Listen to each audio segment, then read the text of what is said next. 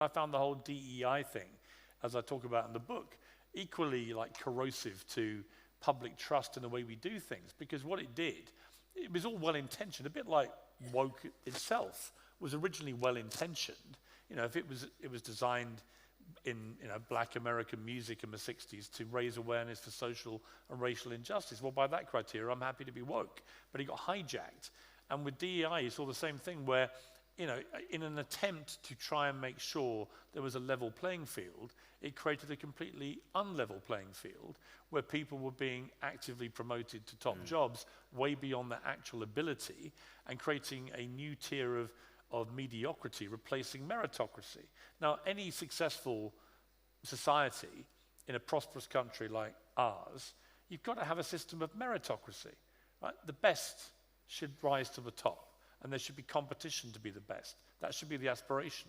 You shouldn't leapfrog everything because of your skin color or your creed or whatever it may be.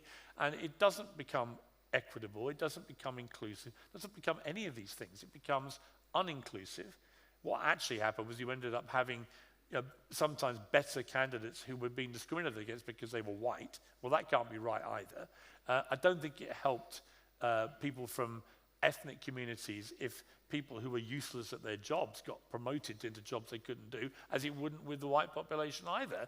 It doesn't help to promote mediocre people to jobs they can't handle.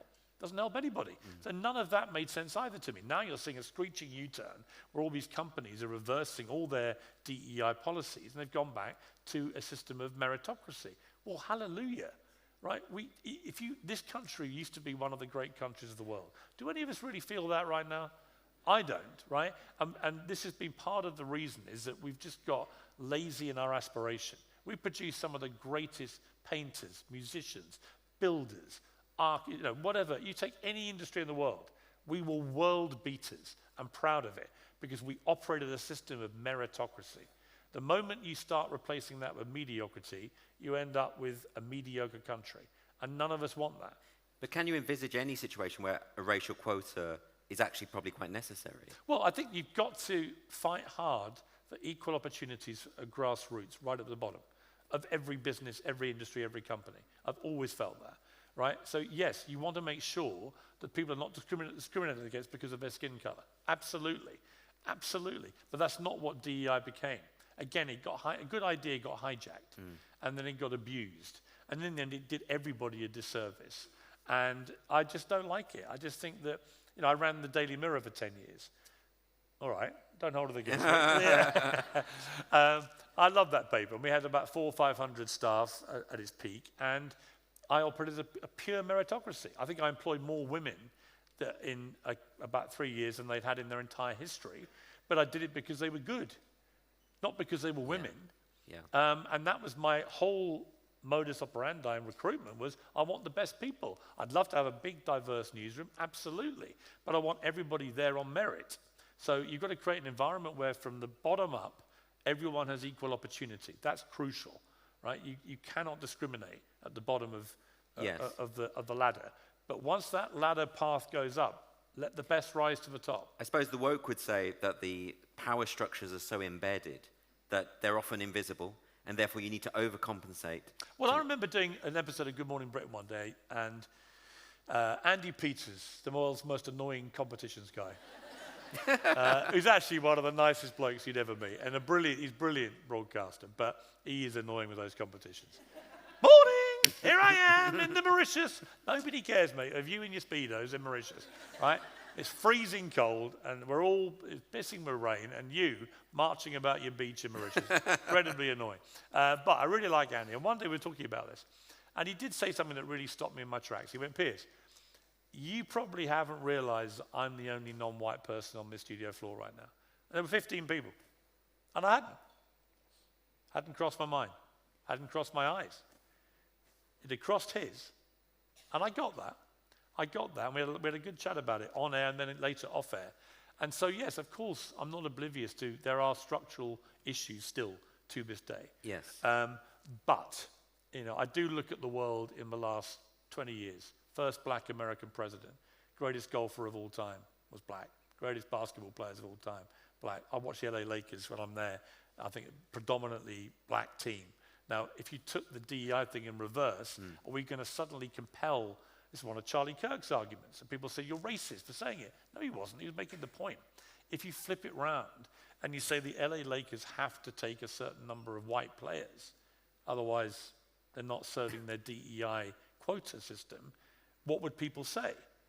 That would be a bad game. Well, the team wouldn't be as good. No. But it would tick a few boxes.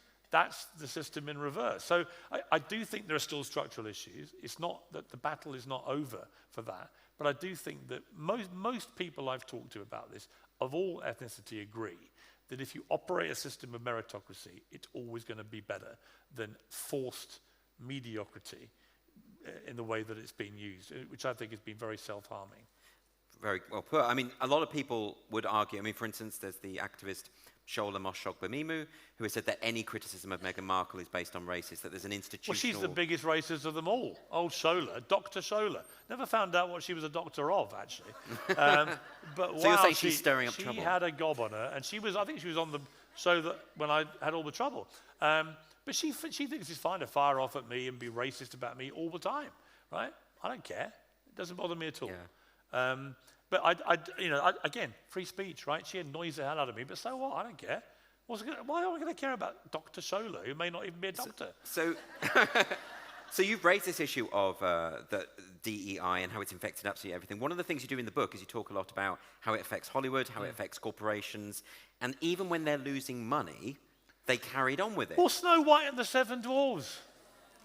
So I interviewed a dwarf actor, right? Great guy. I did it before, and he came on. He was talking about Snow White and the Seven Dwarfs. So Disney decided to bring back what is obviously the greatest opportunity if you're a dwarf actor in the world. There are 7 dwarf roles, and you've got a great chance of getting one and getting millions of dollars. Happy days. Oh, no, because what Disney decided was they didn't want to be offensive to dwarf actors or insulting to them, so they wouldn't use them. They wouldn't have dwarf actors because that was insulting to dwarfs. So what they'd have is they had a 6'2" bloke as one of the 7 dwarfs. They had women, I think, and they had obviously right across the ethnic spectrum. And as this dwarf actor put it to me, they robbed me of my dream. And he was serious. I went, of course they did. How could you have Snow White and 7 Dwarfs with no dwarves? How does that help the dwarf community? It's ridiculous, isn't it? Ridiculous, right? So anyway, then they ended up with CGI versions because everyone kicked up a fuss, but they still weren't dwarf CGIs, right? Yeah. So all the most successful dwarf actors in Hollywood missed out on the biggest payday of their lives, simply because people were trying to protect their cause and their backs. How ridiculous is that? Why not just ask the dwarf actors, right? Do you feel insulted if we give you a role in a movie called Snow White and the 7 Bloody Dwarfs? No, I don't, because I'm a dwarf. Okay, great. But didn't Peter Dinklage say he was offended by Peter it? Dinklage has made tens of millions of dollars already and decided to virtue signal at the expense of his fellow dwarf actors, enraging them. As they pointed out to me, he's made his money, right. He's made his millions. Why would he deprive us? Nobody said the same argument when he was playing in roles. So I just think it's one of those things where in an effort to appease the woke crowd, in an effort to virtue signal, in an effort to supposedly protect the interests of dwarves, they actually damaged the interests of dwarves or little people or whatever the phrase you want to use, right? They themselves say to me, dwarf actor is how they like to be called. In America, they call them little people. Okay, whatever terminology, I don't mind. Terminology to me is neither here nor there. It's whatever people want to call themselves is fine. But you shouldn't make it like a cancelable offense if people get it wrong, is what I think about that issue. Right? And then similarly, you mentioned the casting of the lead actor was really about diversity, and it was about promoting that creed of diversity. Yes. And I think you said they lost 100 million in the box office, well, something it's a bit incredible. Like, do you remember when Gillette, there always used to be the best a man can get. Do you remember? On chest-beating ads, there'd be a topless beefcake guy. The women would all drool. The blokes would all go down the gym, try and look like him. He normally carried a little baby. Do you remember the Gillette? And then he'd be shaving like, and it was the best a man can get, right? And then, okay, Gillette decided it would be a great idea to appease the wokies by flipping it on its head, running basically a kind of Harvey Weinstein horror ad which was basically the men had to prove they weren't predatory, awful, terrible, sex-abusing men like Harvey Weinstein, or they couldn't use Gillette products. Now, I've used Gillette products my entire life, so I was like, what are you saying with this ad?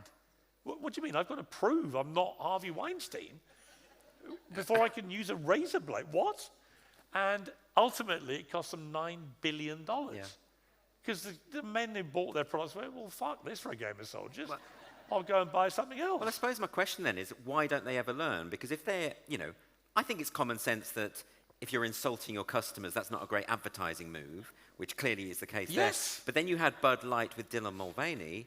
So yes, why would you do that? Bud Light, the most sort of beefcake American beer imaginable. So they go and get a trans influencer, Dylan Mulvaney, who was, until Dylan was 26, was a man, and then at 27 is suddenly a woman, and then suddenly Bud Light think they'll capitalize on her millions of followers on Instagram by making the next ad with her doing a kind of very kind of cheesy, very over-theatrical ad about Bud Light. And what happened?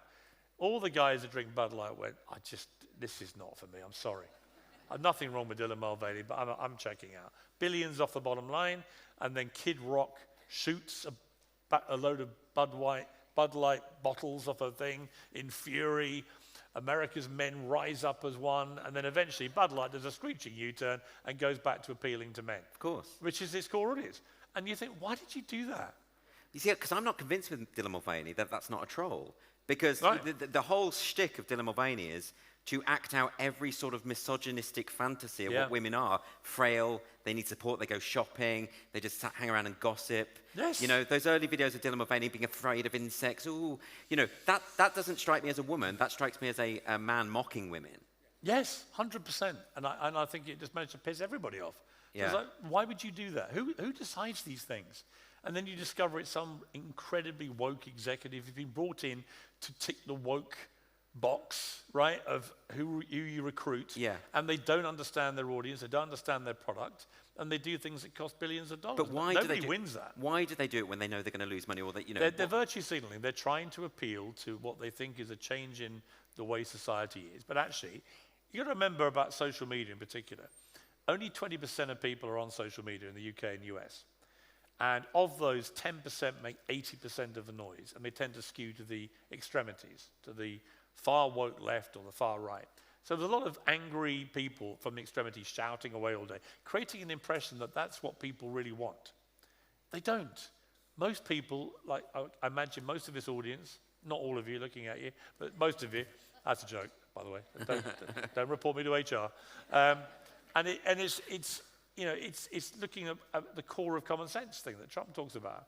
Right? Most people are just let me get on with drinking my Bud Light. Let me get on with just buying a razor blade without you lecturing me about Harvey Weinstein and assuming all men are monsters until they can prove otherwise. No, they're not. I talk in the book about masculinity, for example.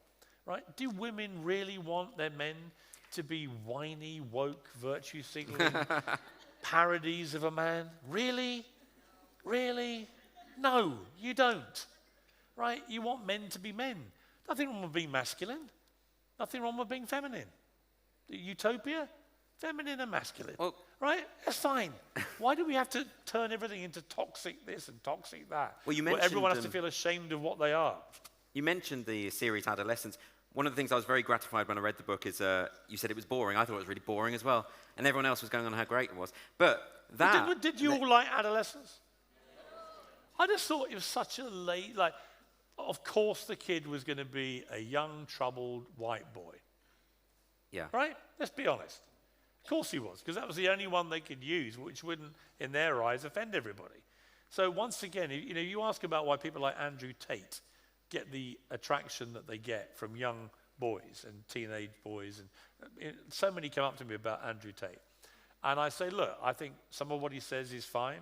The stuff about taking care of yourself, being fit, being healthy, what you're drinking, what you weight, all that's fine. But he's a misogynist. He thinks women's place is in home, no working, no voting, wants to take away women's rights. He's a terrible misogynist. I don't want him having that influence over people, so I get him on and I challenge him. And I think that's healthy, but let's not pretend that one of the reasons young men gravitate to people like him is that, well, where else do they gravitate now? Who is out there banging the drum for masculinity in a good way? You know, he does it in quite a toxic way, actually, but it's a backlash to what society has made young men feel. But wasn't Jordan Peterson doing it in quite a good way? Yes. Saying to boys, take responsibility and all the rest of it. But he was branded as a fascist. I think Jordan's great, and people totally misrepresent him. He's a deep thinker. He really has thought these things through. He gets very emotional when he talks to me about young men and where they are in society now. I've got 3 sons. It's difficult. Anyone who's got young sons, they know it's difficult out there. It's a difficult world for them to navigate. You know, and they turn on, they can't buy a razor blade. They can't buy a Bud Light. They can't bloody do anything, right? But if you're a whiny, weak little wastrel, great, happy days. So do you think the likes of Andrew Tate are, in a way, a reaction to the woke? And in a way, the woke bears some sort of responsibility for that toxicity? 100%. And we need better role models all round. But you're not going to get those by constantly vilifying men for being men. And I don't believe women want their men to be like that. You know, I just think it's a myth